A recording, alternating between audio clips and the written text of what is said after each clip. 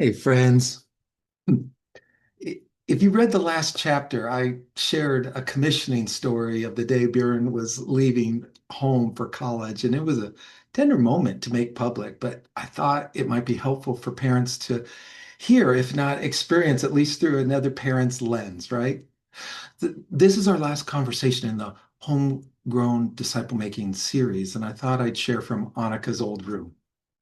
Uh, she's thriving as a NICU nurse. And 2 weeks ago, she moved into a home with a friend that's close to a hospital. So we're excited for her. So uh, we're adjusting to her absence. We mostly left the door closed to this room, and it's something that we're going to tackle probably later this summer.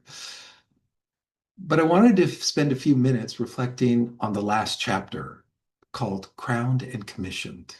Because when kids start adulting well, these are actually the problems we prayed for. And I want to start with something that I think most parents miss, maybe forget, not quite sure about the actual role of parenting. And that's this: parenting is one of the only Christian callings in the world where the success metric is built into the role itself. If you're an adult child still living in your parents' basement at 35 or 40, by most cultural metrics, you failed at parenting. The whole job is structured around their leaving. That's strange when you think about it. Most discipleship, though, works the same way. You're in a really amazing small group and it ends in May, and someone says, sign up for the next one in the fall. Or you're going through a really compelling book on spiritual practices, but at the last chapter, we just sort of put it back up on the shelf. Or you hear a sermon or go to a retreat and it ends, and kind of what we take away are the notes. There's no built in, now go and do likewise. There's no sense of commissioning. There's no expectation that we'd send anyone. And the natural completion of the formation is that it would be shared, if not embodied. But parenting, parenting is all about commissioning. From the day that they were born, you're forming someone you'll one day send away. Now, in the rhythm of gratitude last week, I told you about the year I wrote my dad's eulogy and I officiated his memorial the same month that our son Bjorn was getting married, and I was preparing his message. Two farewells, two gifts. Each one's grief was just the shadow side of gratitude. I mean, my heart was so full, but I think the same logic shapes the long arc of parenting. So here's two lines that I keep coming back to. The first one is this: life is learning to love that which we'll know we're going to lose. And parenting is the proof. From the day we first hold them, we've known they're not going to stay. The whole story, if it goes well, ends with us helping them walk away. And the second line is this: every time we gain something, we also lose something. It feels counterintuitive, but think about it. Every milestone is both. First day of school, kindergarten gains some independence, but it's a loss of being needed. The driver's license is a gain of mobility, but it's a loss of being driven. The wedding is a gain of a partner, but it's also the loss of being central. Every new chapter is a closing of an old one. And the deeper you love them, the more it costs to send them. And the sending is the proof of the love.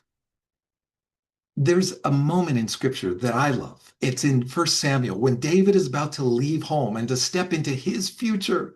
Samuel pours oil on his head, and it's a private moment just in front of his family, not a public coronation, just oil and witnesses, a crowning before a commissioning.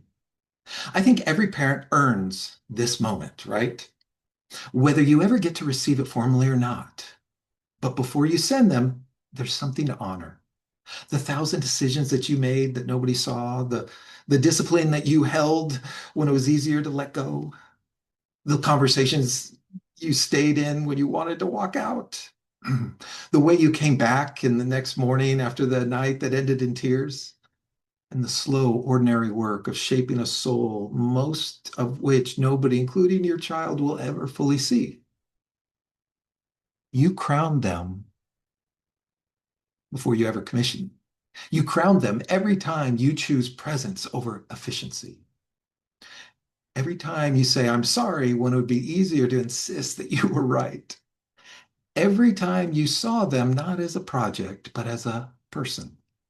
So before the sending, there's a crowning. This is the well done spoken over your years. And then comes the commissioning. The commissioning is what we entrust them to God, and God will let them go, right? And because they're going, sometimes we can't follow into the rooms we'll never enter, into the joys and griefs that we'll only hear about secondhand, into a story whose next chapters won't include us in the way the early ones did. Here's the gift of the seven rhythms we've walked through together. They aren't just things to do. They're the names of God that your children have already heard you speak, if not embody. The names you've been writing into their spiritual thesaurus all along, tucked into their hearts. You've taught them about the gardener, the one who tills the soil patiently. You've spoken to them about the whisperer when we looked at the rhythm of renewal, whose voice they'll learn to recognize. The God who goes ahead, already in the rooms that they'll be walking into. The God who stoops, going low first and going before us. The God of all comfort. Remember the rhythm of compassion, meeting them in need. The vine through whom everything good will flow. And the Ebenezer, where we've sung over and over, come thou fount of every blessing. It's the God who has brought them this far and who will bring them the rest of the way. So when you commission them, you don't have to follow them. You have to entrust them to a God they've already met.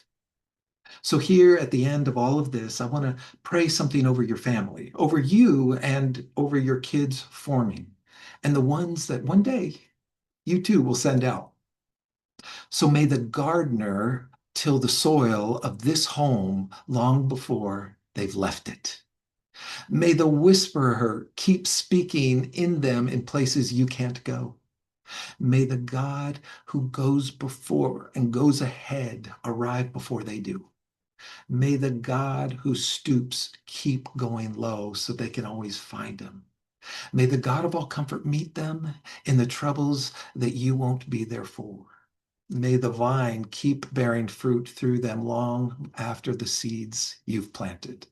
May the God who has brought you thus far, the Ebenezer of your family, be the one they remember when they look back.